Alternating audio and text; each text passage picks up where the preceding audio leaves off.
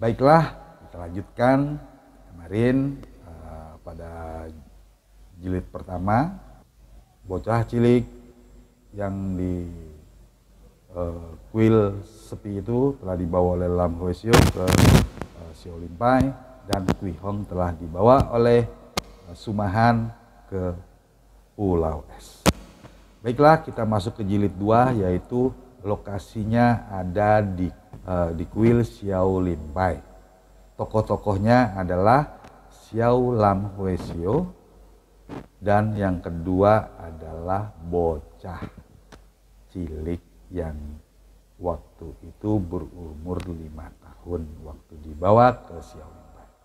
Ringkas cerita, saat itu bocah cilik sudah berumur 10 tahun. Berarti jeda waktunya dari lokasi dari kuil sepi itu adalah sudah berjalan 5 tahun. Nah, pada saat itu pemerintahan Manchu sudah dapat membuktikan keberpihakannya kepada rakyat. Tumbuhnya kelompok-kelompok perguruan silat diikuti dengan perebutan tampuk kepemimpinan dari kelompok-kelompok tersebut. Tidak terkecuali Xiao Lin Pai sendiri. Dengan kehebatannya, akhirnya Lam Hwasyo dapat diangkat menjadi ketua. Pada suatu hari, Lam Hwasyo memanggil bocah cilik. Siapa sebenarnya bocah cilik? Bocah cilik itu bernama Bun Beng. Kalau dengan sienya berarti Gak Bun Beng, atau Bun Beng anak dari Gak Lian. Nah, Lam Hwasyo menceritakan kepada Bun Beng bahwasanya di dunia Kan'ou sedang kacau-kacaunya dengan kabar bahwa hilangnya pusaka-pusaka keluarga Suling Emas yang dijaga oleh Gu Tuan si Bongkok. Ternyata Gu Tuan ditemukan sudah meninggal atau sudah tewas di pintu gerbang pemakaman Suling Emas tersebut. Dan semua dan semua warisan-warisan pusaka maupun kitab-kitab telah hilang. Salah satu pusaka yang hilang yang sedang ramai dibicarakan itu adalah sepasang pedang iblis yang dikhawatirkan oleh kaum golongan putih bahwa pedang tersebut akan menjadi suatu permasalahan besar nantinya kalau jatuh ke tangan orang-orang yang tidak bertanggung jawab atau jatuh ke tangan golongan itu. Kemudian para tokoh-tokoh, para pejuang dari kaum oposisi istilahnya khawatir juga sebenarnya adalah bahwa pemerintah Cheng saat itu telah menguasai peta penyimpanan pusaka-pusaka tersebut. Nah, akhirnya Bun Beng setelah mendengar cerita dari gurunya ini, dia makin penasaran ada apa sebenarnya di dunia Kan'ou itu. Walaupun dia masih umur 10 tahun saat itu. Akhirnya Lam Hwasyo mengizinkan Bun Beng untuk turun gunung. Nah, berangkatlah Bun Beng dengan bekal ala kadarnya, dengan bekal ilmu maupun bekal pakaian ala kadarnya, meninggalkan kuil tersebut dengan disaksikan oleh Lam Hwasyo dengan sedihnya.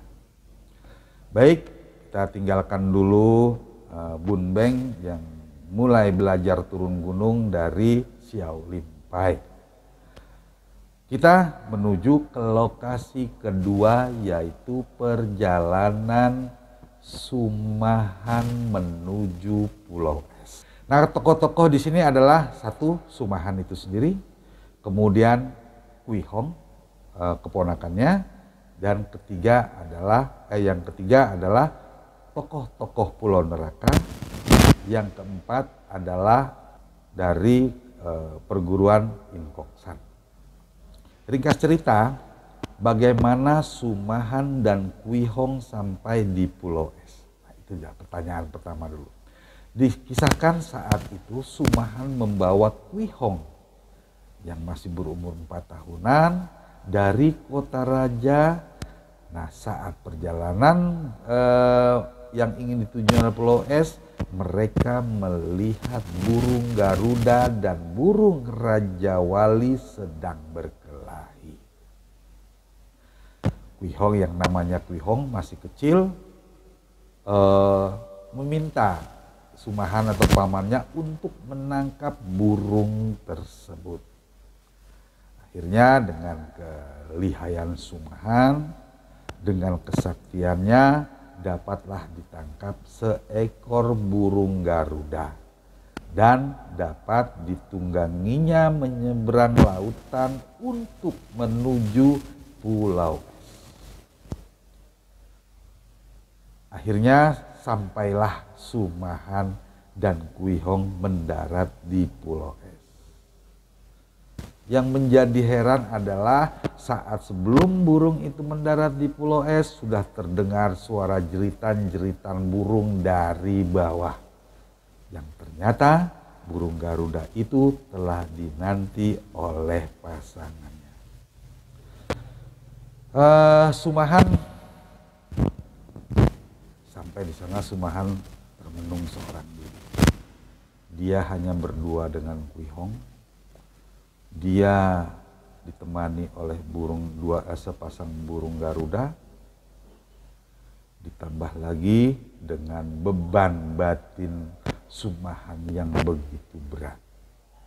Semenjak di pulau besar itu sudah diceritakan di Pendekar Super Sakti, betapa sakit hatinya, betapa perih batinnya.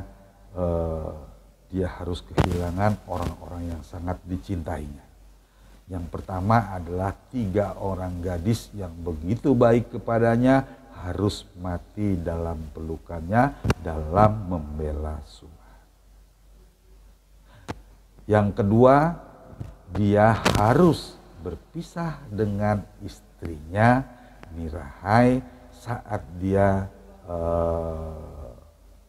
berbulan madu selama 1 bulan. Kemudian Sumahan menginginkan menghadiri pernikahan Lulu, tapi Nirahai tidak pernah mau untuk ikut ke sana, malah lebih memilih untuk ke utara membantu pemerintah di sana. Akhirnya Sumahan kehilangan Nirahai. Setelah dia sampai di tempat Lulu, barulah dia merasakan hatinya tambah pedih, bahwasanya tanpa disadari sebenarnya Sumahan itu mencintai Lulu. Tapi karena dalam perjalanan hidupnya Lulu itu sudah menjadi adik angkatnya, kemudian dia sudah menjodohkannya dengan Wan Sinkiat, maka dinikahkannya. Hancurlah hati Sumahan saat itu dan dia sudah bertekad untuk menghabiskan sisa waktunya di Pulau Es. Hari-hari Sumahan di Pulau Es itu hanya lebih banyak termenung, bersemedi dan mengajarkan sedikit ilmu silat pada keponakannya Kuihong. Suatu saat Sumahan ingin mencari perbekalan makanan di dekat pulau-pulau di sekitaran Pulau Es, maka dia melihat sebuah kapal dengan layar hitam yang ada di bawah saat dia terbang bersama burung Garudanya. Dalam kapal tersebut tampaklah terlihat dari atas banyak orang yang diikat atau disandera di dap kapal tersebut. Selidik punya selidik, ternyata kapal tersebut adalah milik penghuni Pulau Neraka.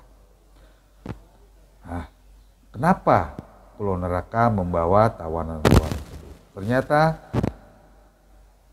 penghuni Pulau Neraka membawa tawanan-tawanan tersebut untuk dipekerjakan di Pulau Neraka tersebut. Baik, apa yang akan Sumahan lakukan? Baik, kita nantikan di jilid ketiga dari Sepasang Pedang Iblis ini. Jadi saya ringkas lagi bahwasanya tadi di